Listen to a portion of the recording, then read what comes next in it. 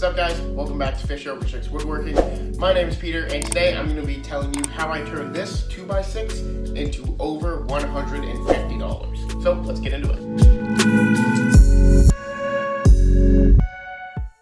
So the first thing I did was kind of plan out my projects, what I was going to do with the 2x6, and I decided that I wanted to make wine holders because they're super easy to make. You don't need a ton of wood for them, and I can sell them for a good amount of profit.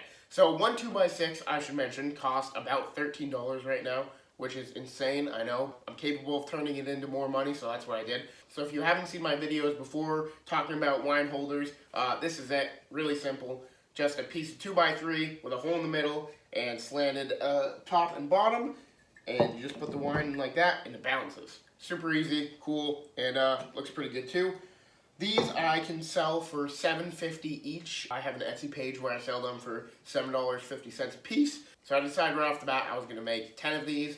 So 10 times 7.5, 75 bucks. Not bad at all. Super easy to make. I do stain them different colors too. And you know, it looks better and people like that. They'd rather have it stained. So on my Etsy shop I have a bunch of different options of different color stains you can get. Just makes it more attractive, goes with people's home decor better if they have options. So that's how I started. I decided to make 10 of these, and which made me $75. Then I decided to go with a project that takes a little bit more time, a lot more cuts to make, and I can make a little bit more money off of it. So I decided to make some boxes.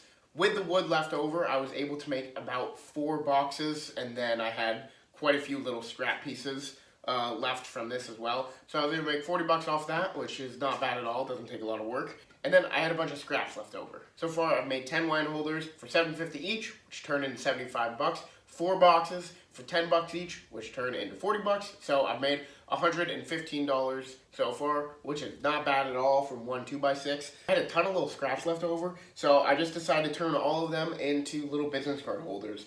I made about 20 of these different sizes. It's basically a tiny block that I put a slant in for the business cards. You know, some of them are really small, some of them are a bit bigger, but this is about the average size I made them. And I made about 20 of those, and I sell those for $2.50 a piece. So that's $50 right there. So that 50 plus that 115 I've already made is 165 bucks, all just from this one 2x6. So I know what you're thinking, like, of course, anyone can make a ton of projects, but the number one thing is you gotta sell them.